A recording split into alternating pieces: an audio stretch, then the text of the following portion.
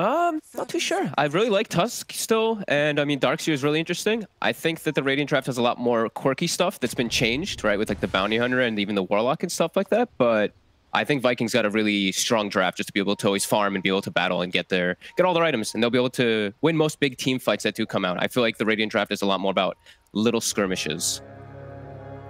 Oh, let's see. Interesting to see how teams play, especially around sort of like these new rune spawns, what sort of movements we're going to get around those times in the mid lane, or if we're going to get any at all, of course, with the two being at the bottom and top at the minute marks. I'm just hyped to see what people are going to be doing. Yeah, how they play the game. I haven't really gotten to see too much. What would sort of your overall guess be? I mean, in terms of generalizations in like game lengths, are we going to see quicker games? Are we going to see longer games? What do you reckon? Look at mid right now. Oh! DNZ. Easy. One. Love it. Two. There we go. Now say goodbye to your tangos. I mean, Boom was sending out a stack there. How many did he actually bring to lane? He was actually playing a bit risky there. He didn't actually take any out, went full stats, Boom. So he actually hasn't got any tangos for the lane because of that courier. He's obviously just down for a minute, but definitely something that Noob might be able to punish if he plays aggressive.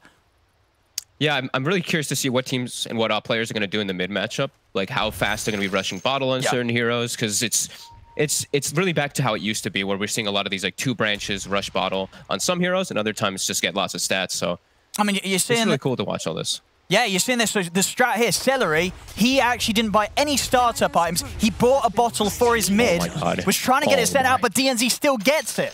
So now, Boom, he's really asking for the help mid. Celery, he's buying him a whole bottle, but it's not even going to make it out there because DNZ's just sitting behind the towers. Oh, that's pretty devastating, actually. They're going to put a lot of pressure onto Boom. I mean, Boom's struggling. Of course, Celery on this top lane, he's got nothing. He started with 0 items. Back in the day, you get a report for this. Support, no items. I really feel like I'm watching. It's like a blast from past, right? Because not only am I watching Funnick, but I'm seeing a Night Stalker bounty, which used to be this old school style where you're just going for constant battling, especially nighttime. You're playing around Vision. And then I'm seeing Spectre Warlock, which also Spectre plays really nicely with Vision for these type of heroes and to do these like very deep moves to get into the backline. So it's like a mix of strategies from like the past. And then we have a Snapfire just thrown into the midst of it all. So it's, oh man, this patch is going to be really exciting.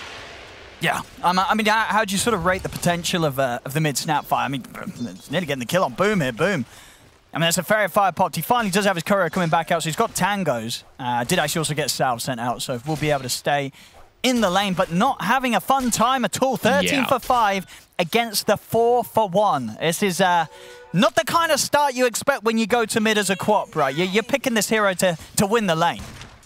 Yeah, absolutely. But I feel like this is what Level Up wants to be doing in this type of game, because they want to be getting a lead. Because if they start to fall too far behind in their draft, you know, you can just look at the way that Vikings heroes work. They're just going to be pushing lanes out, getting this big farm up on everything. So I want Level Up to do this, and I want them to get a good head start. And I love that they did this with the bounty at the start. So DNZ having a heavy impact. Yeah, absolutely. Big moves from DNZ. And the side lanes didn't suffer too much. I mean, top lane, bit of a slow start for the Night Stalker, but he's picking the farm back up. And, of course, down on the bottom lane, no struggle whatsoever, really, from RDO on the Spectre. No, he should be fine. This is like the beauty about picking Warlock always versus Darkseer. You don't have to worry about it, especially with a hero like Spectre. Yeah. Got Dispersion on top, too, and Warlock's got a lot of buffs. I'm curious to see how much we're going to see this hero. Yeah, I mean, what's sort of the big change? You know, looking at any sort of the talents or the shard, or you know, what's so strong about Warlock now potentially? Well, it's their original abilities are really strong. You know, your Fatal Bond and your Shadow Word always just have their innate power. Upheaval got a pretty interesting change. It's a little bit worse in some instances, but overall, it's going to be better as we get those levels out. And if you are able to get levels on your hero, we see these level 10 and 15 talents. These are the two that might start changing things of where Warlock gets picked, because they actually do stuff now. You had some pretty boring talents before. Top, Funnick.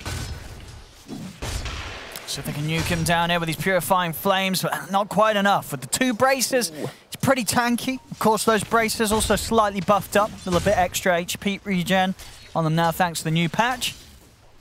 So he's a beefy boy. So Funnick's going to be fine. And he's also got a salve, so braces out, salve in. And he's going to be able to stick around in the lane.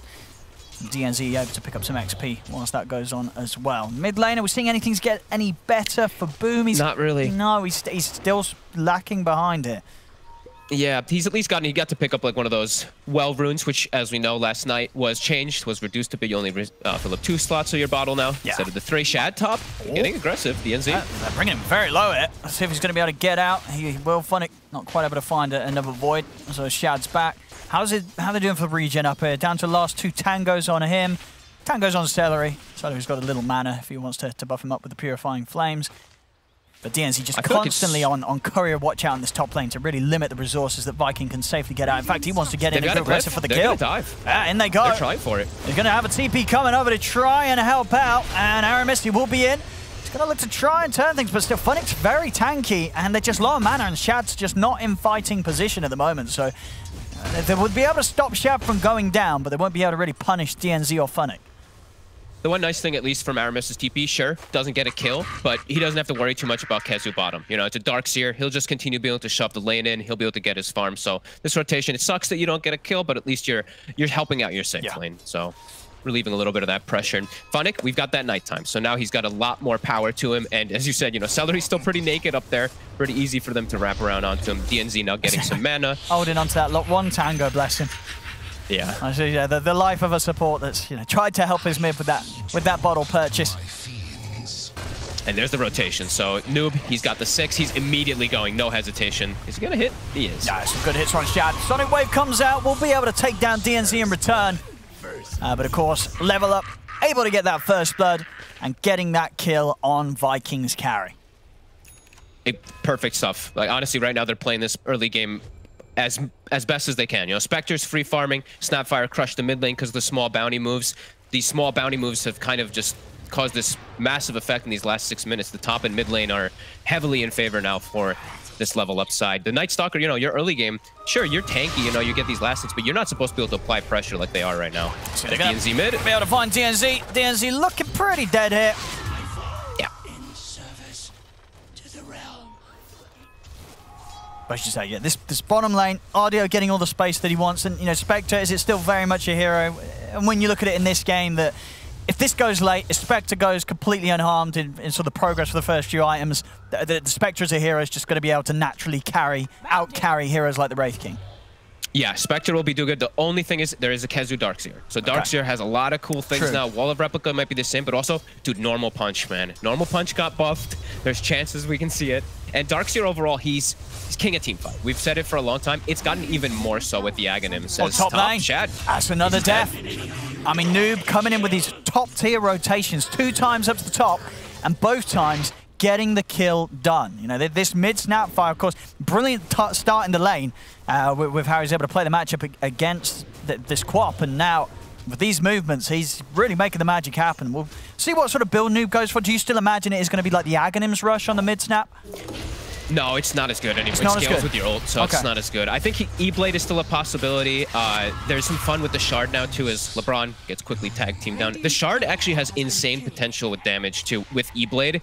It's actually ridiculous once you get, like, the talents all built in and everything, too. That's a lot of damage, could see some possibility with it. Yeah, and it stuns, and I see a good chunk of melee heroes. Top lane, look at this. Still only 5. This aggression. They've got to bring TPs in, and they do. 3 extra TPs starting to go over there to stop Ardio from sticking around and going for the kill. They've got to protect their Wraith King. Already dying twice in this laning stage.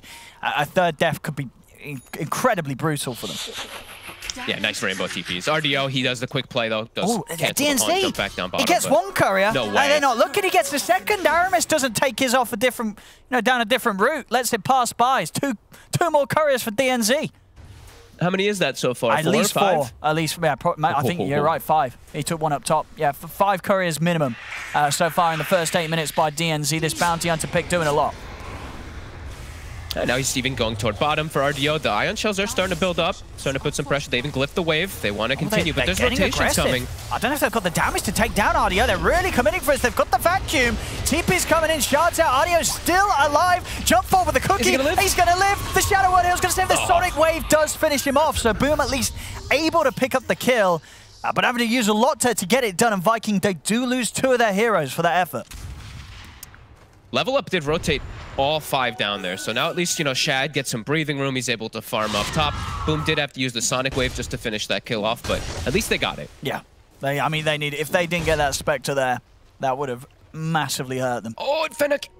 Oh, he's able to race to the ruin, and now he's up against Celery, who's in some trouble. Still a good bit of time left for the nighttime. Noob's going to come across as well, get involved in the kill. Does he want to take it? Yes, he does. And he buys the Ghost Scepter, so he's going to be rushing that E-Blade as we kind of figured he would. Oh, they're going to get on top of him, though. They actually brought 2 over.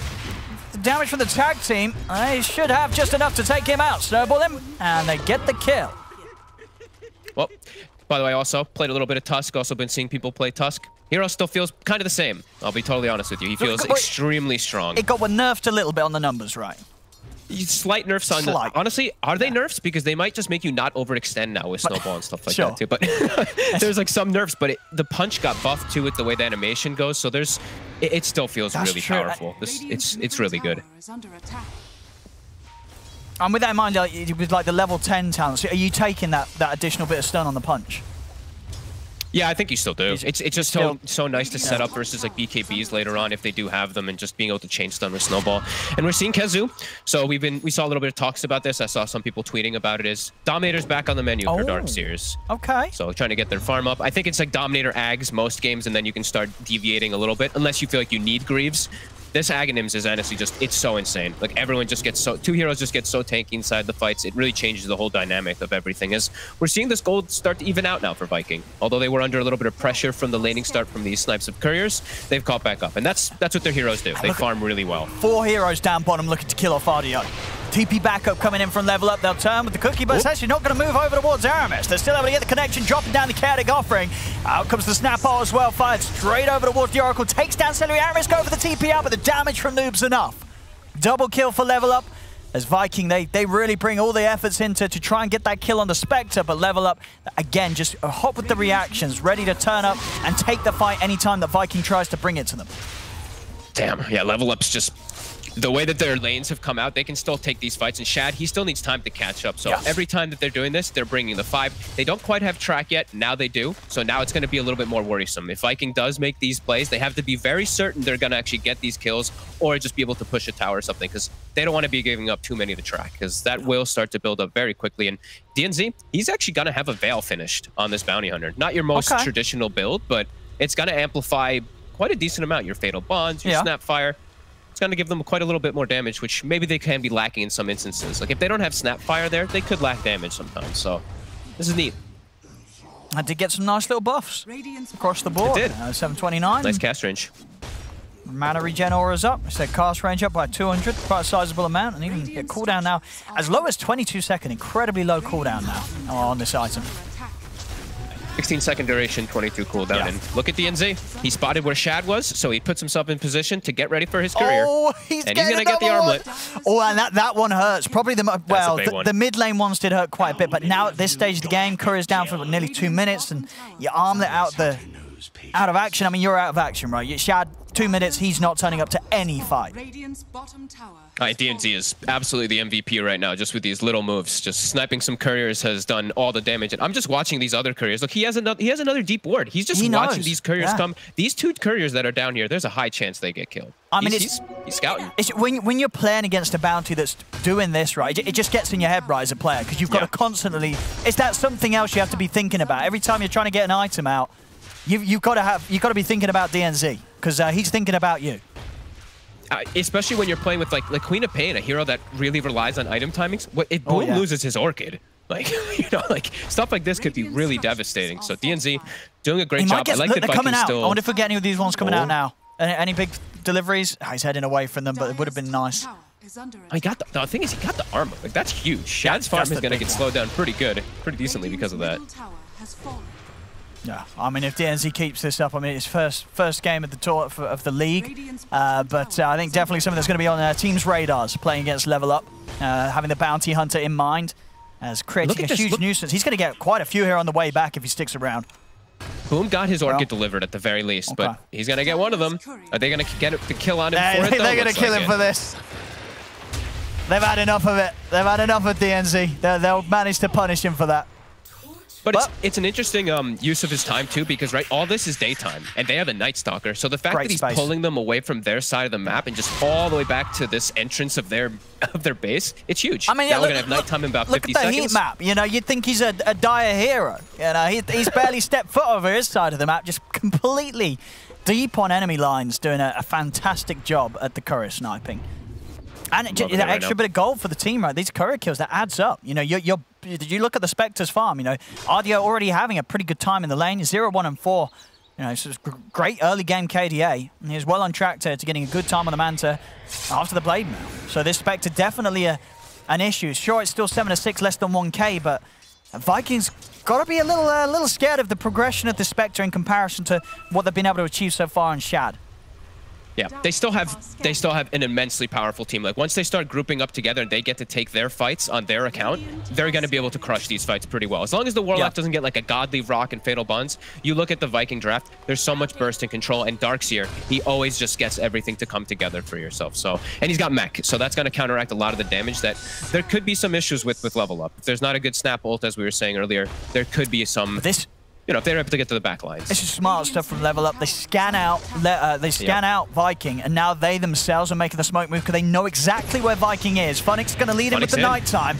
It's going to start things off getting onto Aramis. They're going to have a beautiful angle for the ult. Coming in from the side. Cody offering drop down the silence amongst them all. Boom. Will be false promised. He'll manage to get out of there. Pushing back Ardio with the Sonic Wave. But Kezu, he's slowly dying to the Spectre. 3 dead. Boom's got to run. Another blink out will manage to get him back to safety. Chad's in trouble though. He's trying to run, but Funnick sweeping across from the side. They slow him down. They'll bring him down the once. Can Boom do anything to save Shadow? He's going to silence Funnick. They're trying to get Shadow out there, but the cookie onto Ardio gets them in with a stun onto the 2 of them. Boom's got to bail. Boom's out of there. Shad tries to TP, but they've got further TP cancel. As, I mean, just so far in this game, Level Up's moves, and they're reading the game. They're really on the ball here. This is just top stuff as Viking are struggling to make a play against them. I mean, that was picture perfect. That was such a beautiful initiation. And Viking, if they're able to get their spells off, they have strong team fight. They couldn't get anything off. Like, Kezu as well as the Tusk Aramis just got completely controlled from Funnick. And the Spectre Hunt, it gives all the vision. They're going to try and lead in here.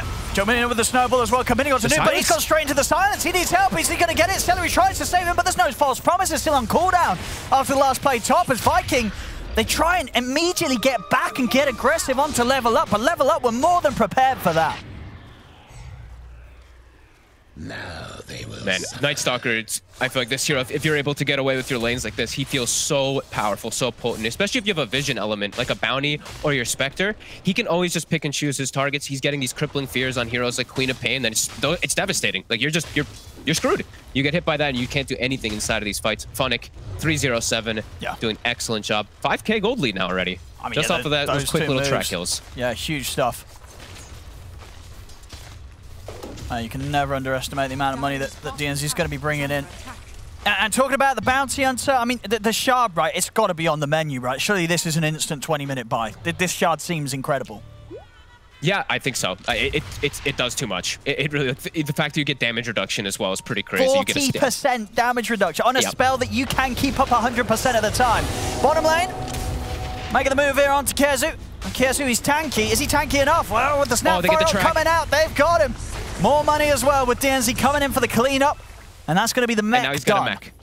So now he has a mech to counteract Kezu's. And Kezu now, after these last few moments, you know, his farm is completely stopped. He's been sitting around the 7,000 mark for the last like 3-4 minutes. He was really farmed, but now it's really stopped. His Level Up, all this downtime too. They took 2 fights now with Hunt, and now Hunt's back up in about 20 seconds. So for Viking, they still just kind of have to play the farm game. Like, Shad needs a lot more time to catch up. And boom.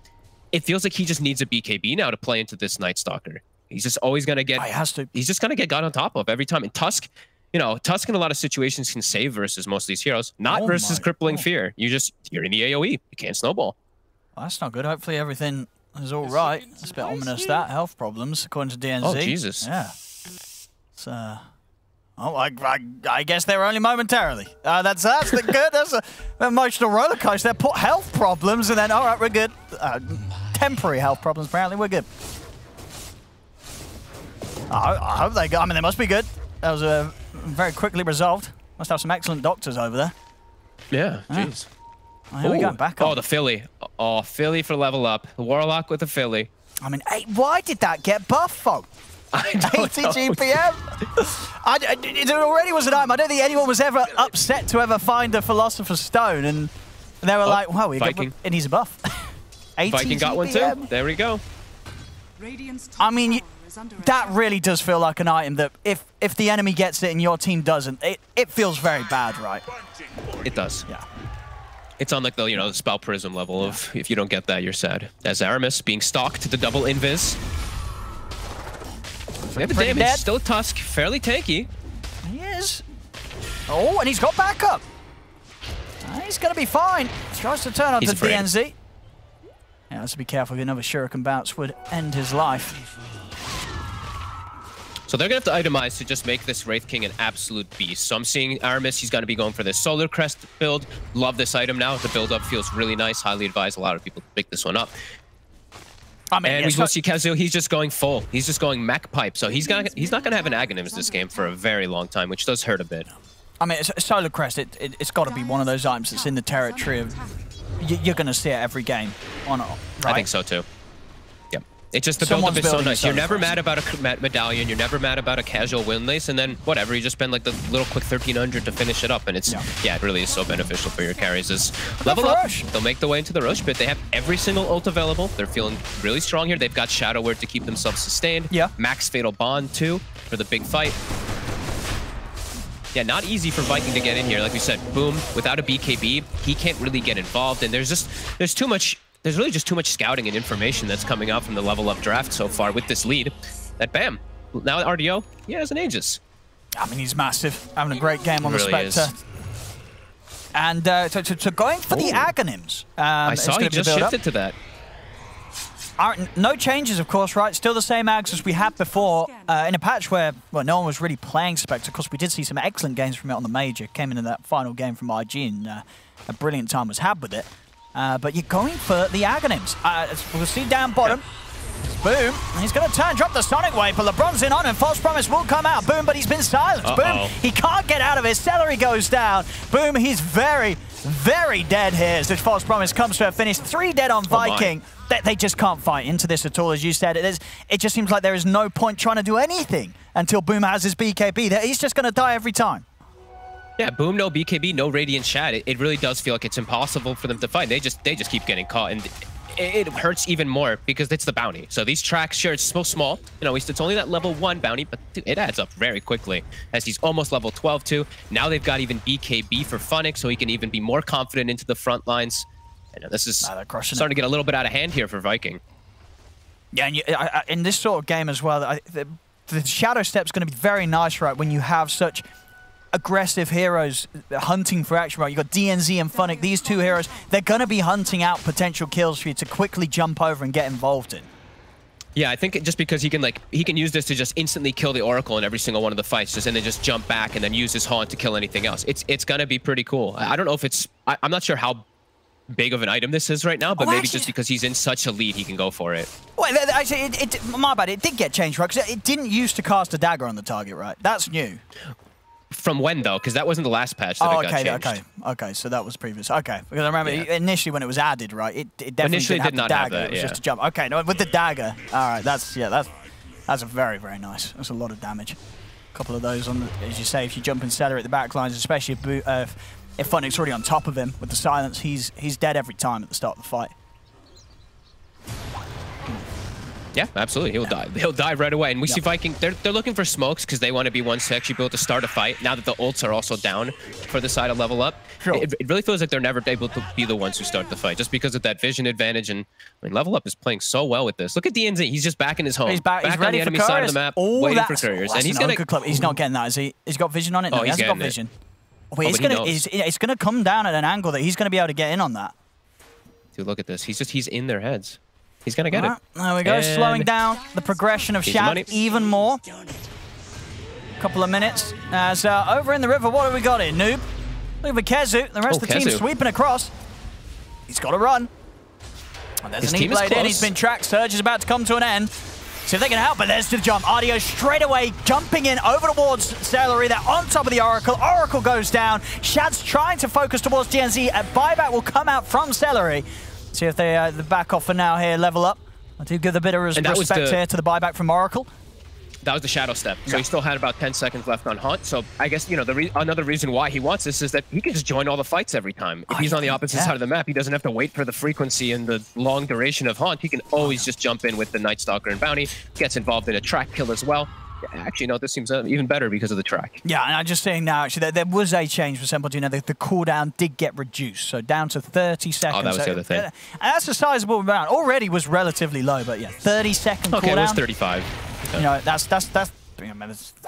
very much seeing, especially in a game like, I think when you're ahead, right? If you're behind on Spectre, I mean, to be fair, if you're behind on Spectre, not a lot of items are going to feel good, but this is something that you buy to continue to overwhelm the enemy. Yeah, it feels good. It feels really good, especially, I mean, honestly, versus like these saves, versus like Oracles, your Warlocks, your, you know, maybe even like Venge, let's throw that in. It's always going to feel nice to have an extra element to get into the back line. So, yeah, definitely going to work. Viking, they've got good wards up, at least on this left side here.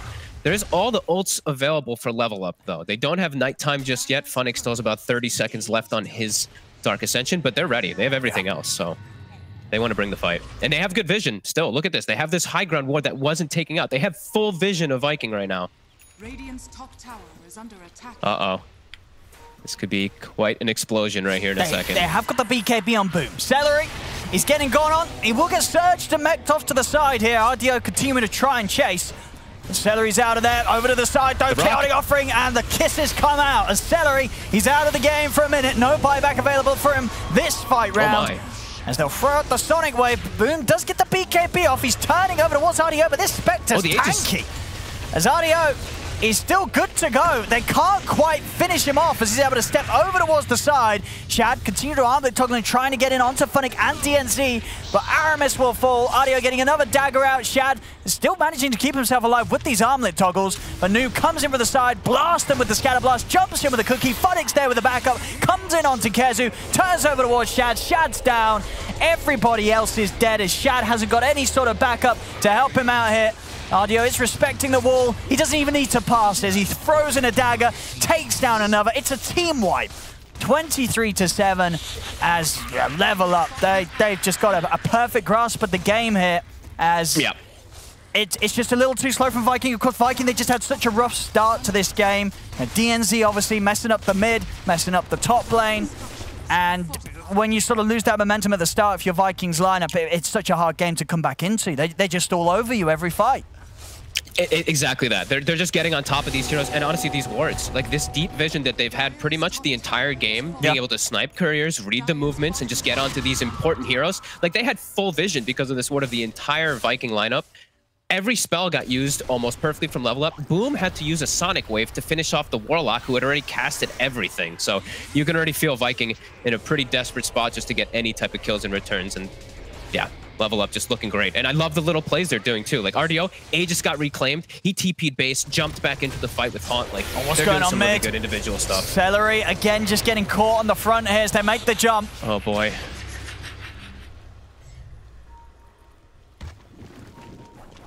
It's just, they have to just stick together now completely as Viking, because the pickoff is way too strong from level up, and man, they're just getting out of control how much farm they're getting now from track. 16k gold lead, all of Viking trapped under their tower. Doesn't feel like we've had an opportunity for Viking at all to really get like a vacuum combo with anything, it feels like. It's just them getting completely collapsed upon, unable to get any form of initiation. And there's the jump again. Kezu is caught outside of the base. Is he going to be able to get out of this? I don't know if he is. It's a little tanky. As he's able to target the vacuum route onto the three of them. Celery will be able to come in with the saves, keeping Kezu alive. They do manage to take down DNZ. And Kezu actually able to set up the turnaround there. They could not burst him 100-0. Gets all his abilities off.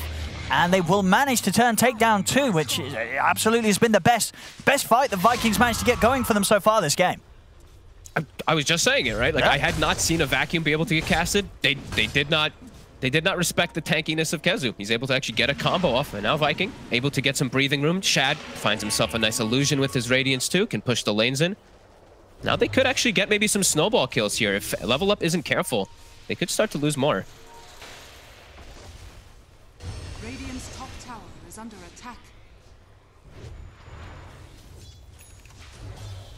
Some wine now done on Shad, so I'll be a little tankier in these fights now.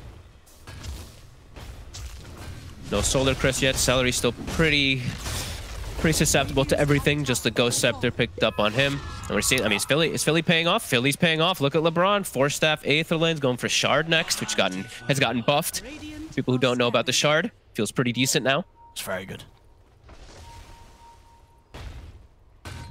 Very, very nice, especially when you combat with the Shadow Word talents, right? Yep. Which I imagine, well, I guess at 20 you still want the Golem, right? Yes, the Golem is still too good, and even the 15 talent one is a little bit debatable. I guess it depends, right, if you feel it's a game where you're getting off long upheavals. Yeah, it does a lot. I mean, it can do a lot of damage. You know, if you get the full channel, people get stuck in it. If you get stuck in it, you're stuck in it. People know how this spell works, so it can be pretty strong. All depends on how he's going to be thinking he's going to be playing the fights too. I see him putting 3 points in upheaval. That's why I'm kind of leaning toward that. But we'll see. They're making another move. They've got everything but Haunt available, but he's got Shadow Step, so he can always join. Still looking to be aggressive, and his Rosh is up.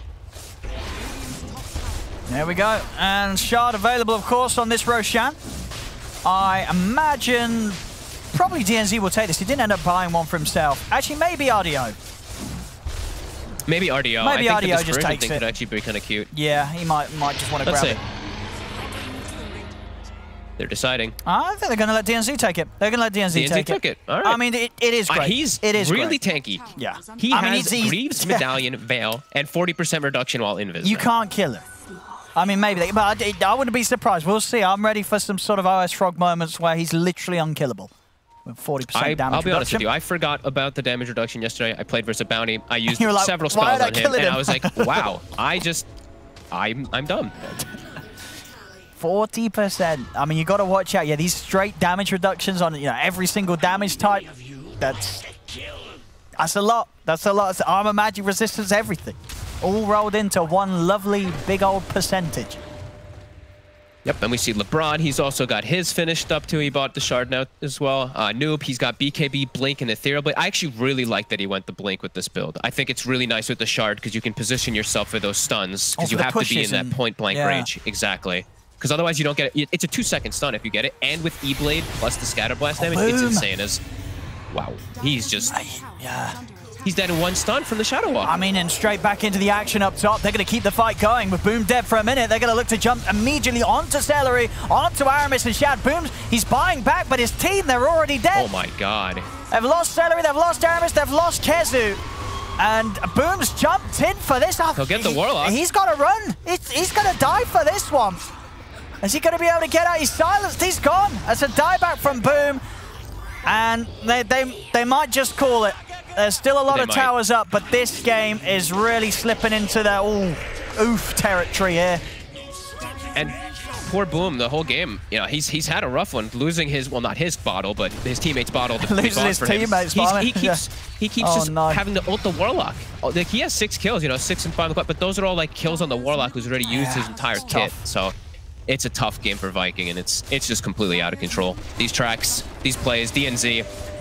Probably the MVP for me. He's just done so much mental damage as well as these little breaks in the lanes. It's been phenomenal to watch, and I think we're going to see a lot more Bounty Hunter probably. Well, I think we're going to see a lot more Bounty Hunter bans in the first phase against this team. There have been in the past teams that do warrant an early Bounty Hunter ban, and Level Up making a very good case to be one of those when you're drafting against them. Yeah, I mean, their draft is honestly really clever. Like the Warlock Spectre, this is a duo, tried and tested duo for the ages. Amazing.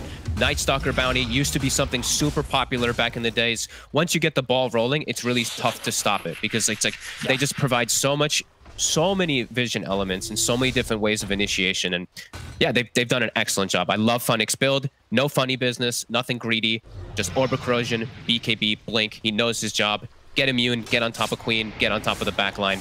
It's been great stuff from everybody on this team.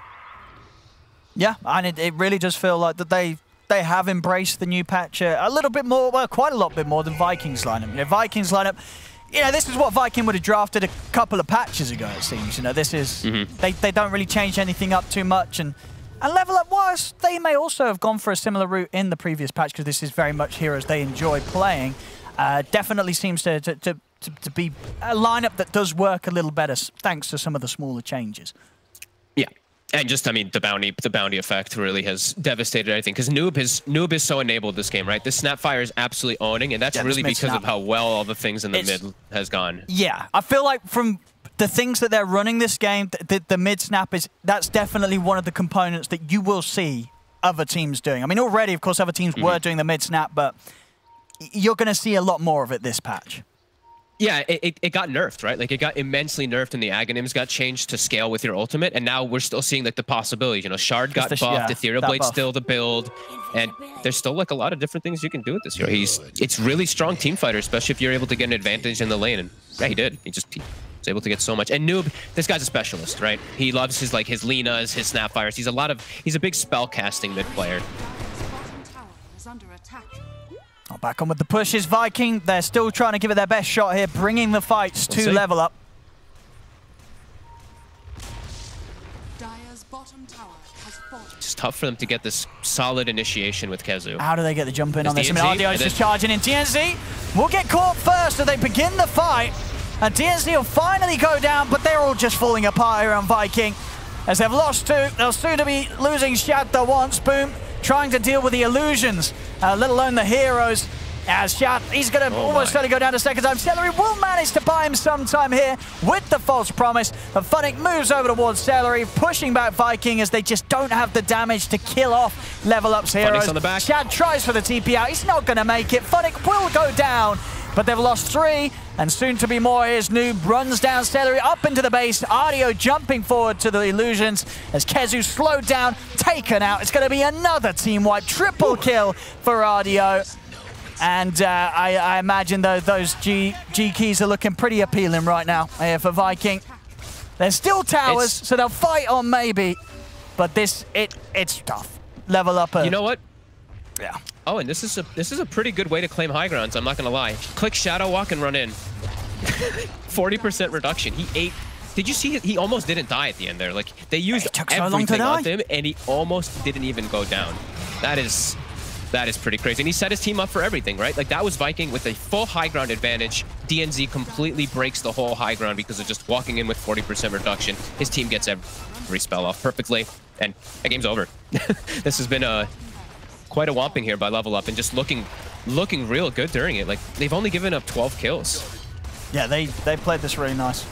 Obviously, in series, it's going to be very interesting to see if they're able to keep up this level going into game 2. And if they are, you know, already, you know, just from the first series, especially considering this is a game against the team that was knocked down from the upper division. Of course, slight changes in the roster, but, well, changes that were already in effect in last season. So you've got to be feeling pretty good after this first game if you're Level Up. Yeah.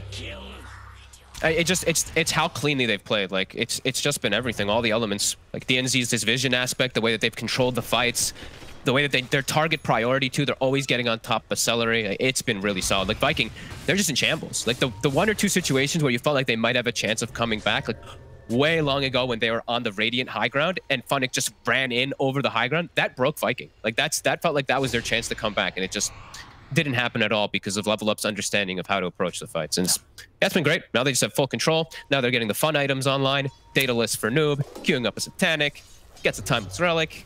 Oh, I guess he's taking that with his spell damage build. Oh no, he's sending it back. Who's he giving that one over to? We'll see. Someone's going to want to grab. Oh, and they've got an illusionist cape for Spectre. Oh, that's the dream one for Ardio. That's a lovely one. He is quite large. Spell Prism. And a Spell Prism as well. Okay, they're getting the dream. I mean, those three are already the top tier ones.